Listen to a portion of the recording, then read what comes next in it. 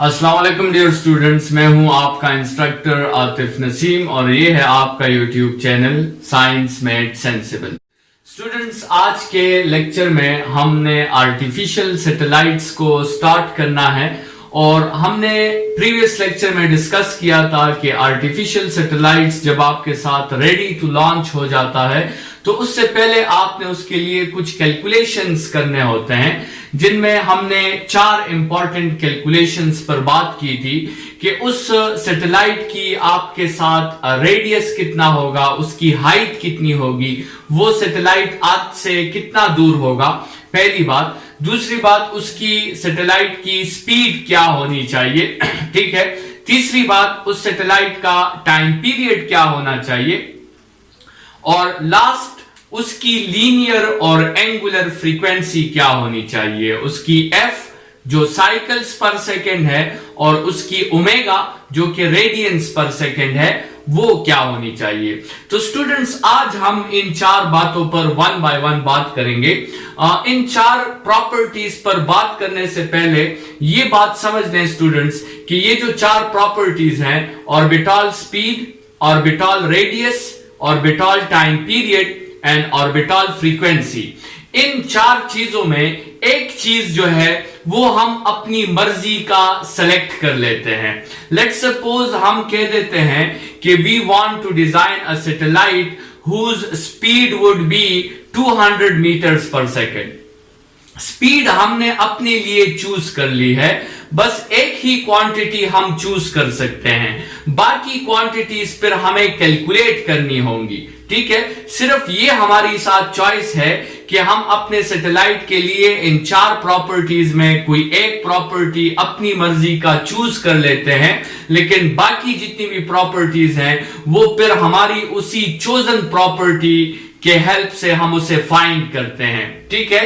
तो वो फिर डिपेंड करता है पर्पस ऑफ सैटेलाइट पर। कुछ सैटेलाइट्स इस तरह होते हैं जिनके लिए हम स्पीड चूज करते हैं, कुछ सैटेलाइट्स इस तरह होते हैं जिनके लिए हम टाइम पीरियड चूज करते हैं, कुछ सैटेलाइट्स इस तरह होते हैं जिनके लिए हम रेडियस चूज करते हैं। जैसे आपके साथ एक स्पेशल टाइप ऑफ सैटेलाइट्स हैं which are called geostationary satellites, तो उन सैटेलाइट्स के लिए हम टाइम पीरियड चूज करते हैं और बाकी क्वांटिटीज हम उसके लिए कैलकुलेट करते हैं। इसके अलावा जब सैटेलाइट का लॉन्च शुरू होता है तो उसमें यह भी हमें देखना होता है कि जिस रेडियस पर या जिस सर्कुलर ट्रैक पर सैटेलाइट ने मूव करना है, क्या उसके रास्ते में कोई दूसरा सैटेलाइट जो है अभी या नियर फ्यूचर में तो नहीं आ सकता, ठीक है। तो उसका भी हमें ख्याल रखना होता है, क्योंकि एक अंदाजे के मुताबिक अर्थ से थाउजेंड्स ऑफ सैटेलाइट्स अपने रेडियाइज में रोटेट हो रहे हैं, तो ये एक क्लाउड ऑफ सैटेलाइट्स है। उसमें आपने ये भी इंश्योर करना है कि नियर फ्यूचर में कहीं ऐसा ना हो कि आपका सैटेलाइट जो है वो किसी दूसरे सैटेलाइट के साथ कोलाइड कर जाए।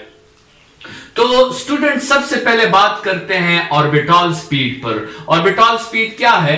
The speed at which a satellite rotates in an orbit is called orbital speed. जैसे कल हमने बात की थी स्टूडेंट्स कि ये सारी प्रॉपर्टीज जो हैं ये बहुत क्रिटिकल प्रॉपर्टीज हैं, इनको आपने बहुत एक्यूरेसी से जो है फाइंड आउट करना है। हम जो फार्मूलाज यहां पे डिस्कस करेंगे वो फार्मूलाज हमारे साथ आइडियल फार्मूलाज हैं, वो प्रैक्टिकल केसेस से बिल्कुल मुख्तलिफ होंगे। प्रैक्टिकल केसेस इन फार्मूलाज से और उनकी कैलकुलेशन जो होगी वो बिल्कुल मुख्तलिफ होगी। उस पे हम मुख्तलिफ किस्म के और फैक्टर्स भी डिस्कस करेंगे, लेकिन फिलहाल हम इसको आइडियली समझना चाहते हैं। तो सबसे पहले ऑर्बिटल स्पीड के लिए कैलकुलेशंस हम करते हैं। स्टूडेंट्स, लेट्स सपोज आपके साथ ये अर्थ है, एक प्लेनेट है हमारे साथ, जो प्लेनेट हमने लिया है दैट इज अर्थ, और ये आपके साथ एक सैटेलाइट है जो एक खास फासले पर अर्थ के सेंटर से वो एक खास फासले पर है, एंड दैट फासला is given by are.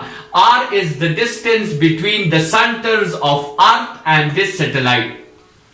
Students, अगर आप इस आर को ब्रेक डाउन करना चाहें तो आप इस आर को 2 हिस्सों में ब्रेक डाउन कर सकते हैं। One is radius of the earth from here to here and the other one is the height of the satellite from the surface of Earth. तो अगर आप ब्रेक डाउन करना चाहें आप r की जगह re plus h भी mention कर सकते हैं, लेकिन ये r जो है ये ना तो रेडियस ऑफ द अर्थ है और ना ही हाइट ऑफ द सैटेलाइट है.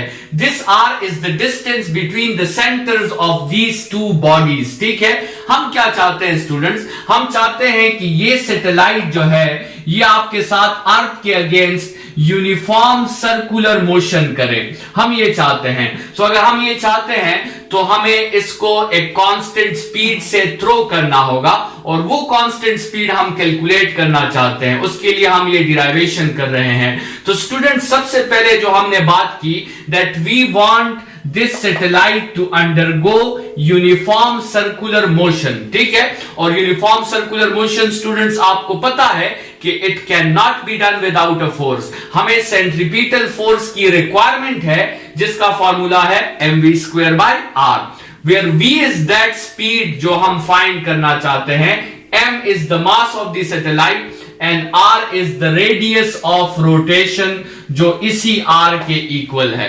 ठीक है, क्योंकि इस सैटेलाइट ने जिस सर्कल में रोटेट करना है उसका सेंटर अर्थ का सेंटर है. ठीक है, तो आगे बढ़ते हैं students. We need centripetal force. We need how much centripetal force?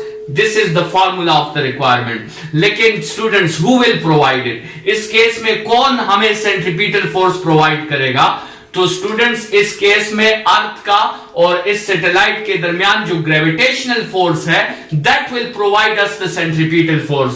तो that gravitational force is g, mass of the earth, mass of the body, mass of the satellite divided by the distance between their centres whole square. So if this gravitational force is providing us the centripetal force, we can make them equal. और यहां से आप अपने लिए v square को subject बनाएं और फिर आप v को जो है फाइंड कर लें, दोनों साइड्स पे आप अंडर रूट ले लें, आपके साथ v का इक्वेशन आ जाएगा. And if you want to find another formula, आप r को स्प्लिट करना चाहते हैं, so instead of r you can also write re plus h. ठीक है, तो ये आपके साथ दो फॉर्मूलाज आ गए. स्टूडेंट्स हम अगर एक और फॉर्मूला निकालना चाहें, हमें पता है कि अर्थ के केस में ये जो Newton law of universal gravitation है this is also equal to weight of the body. तो अगर वो फॉर्मूला आप यूज करें और वहां से आप g की वैल्यू निकालें जो हमने पिछले प्रीवियस लेक्चर में भी इस पे बात की है. So g is equal to capital G me divided by r square. Students इसमें अगर एक r को आप इस तरफ शिफ्ट कर दें तो rg is equal to G me divided by r. Students ये जो आपके साथ वैल्यू है G me divided by r इस अंडर रूट में, इसको अगर आप इस वैल्यू से रिप्लेस कर दें रेडियस इनटू ग्रेविटी तो आपके साथ ऑर्बिटल स्पीड का एक दूसरा फॉर्मूला आ जाएगा which is under root rg.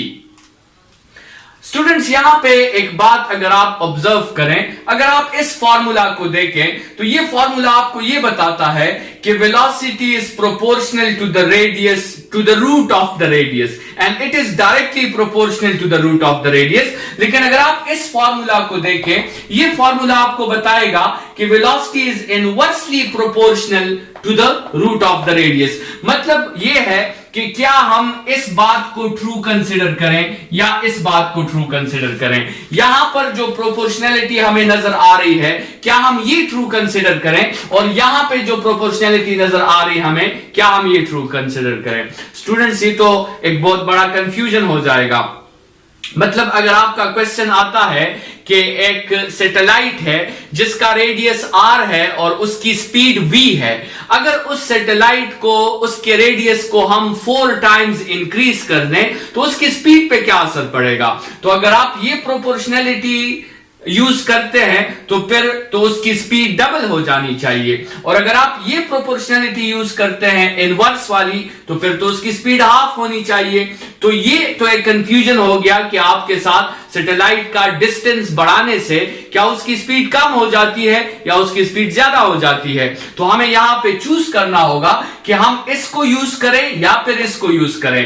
क्या इन दोनों में ऐसा तो नहीं कि एक जो है वो हमारे साथ गलत है, तो उस पे थोड़ी सी बात करते हैं. स्टूडेंट्स आपको पता है मैथमेटिक्स में और फिजिक्स में जब भी हम प्रोपोर्शनैलिटीज जो है वो डिस्कस करते हैं तो हम इक्वेशन में एक कांस्टेंट जरूर होता है, हम उस कांस्टेंट को हटाकर प्रोपोर्शनैलिटीज डिस्कस करते हैं। स्टूडेंट्स इस इक्वेशन को आप देखें तो ये कैपिटल जी और मास ऑफ द अर्थ यहां पे कांस्टेंट है, तो यहां पर आप इस कांस्टेंट को हटाकर ये प्रोपोर्शनैलिटी डिस्कस कर सकते हैं। लेकिन स्टूडेंट्स अगर इस फॉर्मूला को आप देखें तो इसमें ये जी जो है, ये जी तो बाय इटसेल्फ आर पर डिपेंडेंट है, जी तो यहां पे कांस्टेंट नहीं है, तो आप इस वेरिएबल क्वांटिटी को हटाकर प्रोपोर्शनैलिटी डिस्कस नहीं कर सकते।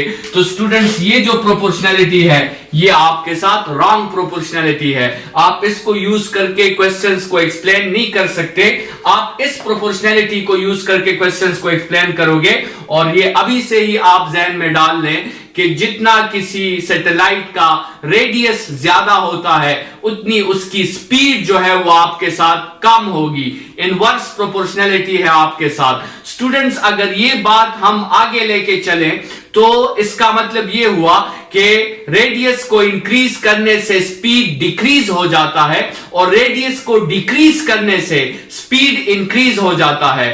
तो अगर हमसे कोई क्वेश्चन करे कि what is the highest speed, वो कौन सी स्पीड है जो सबसे हाईएस्ट स्पीड हो जो हम किसी सैटेलाइट को दे सके, तो उसके लिए स्टूडेंट्स हमें क्या करना होगा, हमें इस आर को सबसे लोवेस्ट कंसिडर करना होगा। ये जो आर आपके साथ है ये सबसे मिनिमम हमने कंसिडर करना होगा, तभी हमारे साथ स्पीड जो होगी वो सबसे मैक्सिमम होगी। और अगर हम इस आर को इस फॉर्मूला के लिहाज से देखें तो आर की जो मिनिमम वैल्यू है that is radius of the अर्थ, मतलब वो केस जब आपके साथ h की वैल्यू 0 हो जाए और r की वैल्यू रेडियस ऑफ द अर्थ की इक्वल हो जाए, ये आपके साथ रेडियस का लीस्ट केस है और इस केस पर स्पीड आपके साथ सबसे मैक्सिमम स्पीड आएगी। स्टूडेंट्स ये अर्थ के लिए हम कैलकुलेट कर रहे हैं। अगर आप r की जगह, इस r की जगह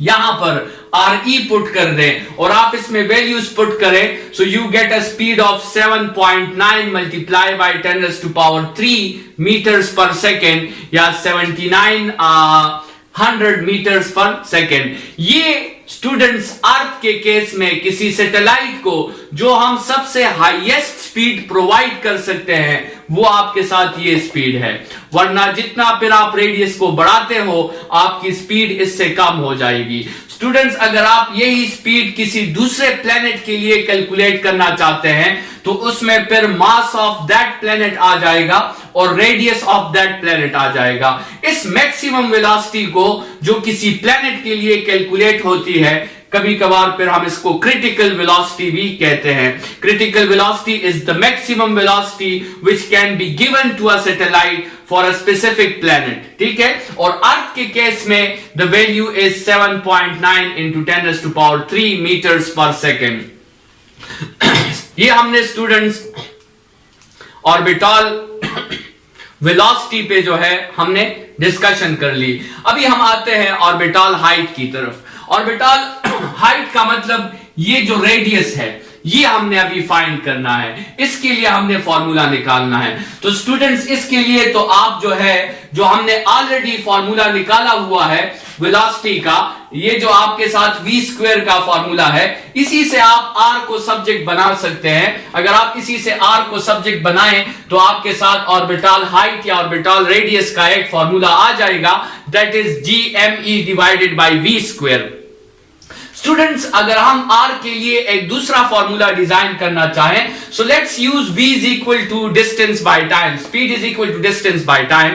और अगर हम एक साइकिल के लिए इस फॉर्मूला को मेंशन करना चाहते हैं, सो एक साइकिल के लिए आपके साथ जो डिस्टेंस कवर होगा, ये सैटेलाइट जो डिस्टेंस कवर करेगा, it would be equal to 2πr, it would be the circumference of the circle. और आपके साथ एक साइकिल में t की जगह कैपिटल T आ जाएगा, which is time period of the rotatory motion. अगर आप इस v की वैल्यू को यहां पे सब्स्टिट्यूट कर दें और आप इस स्क्वायर को लेके जो है फर्दर सॉल्यूशन करें, तो आपके साथ r की वैल्यू जो आती है वो एक दूसरा फॉर्मूला आ जाता है, which is gme t² divided by 4π² whole cube root, ठीक है स्टूडेंट्स, तो ये आपके साथ ऑर्बिटल हाइट के लिए मुख्तलिफ फॉर्मूलाज आ गए।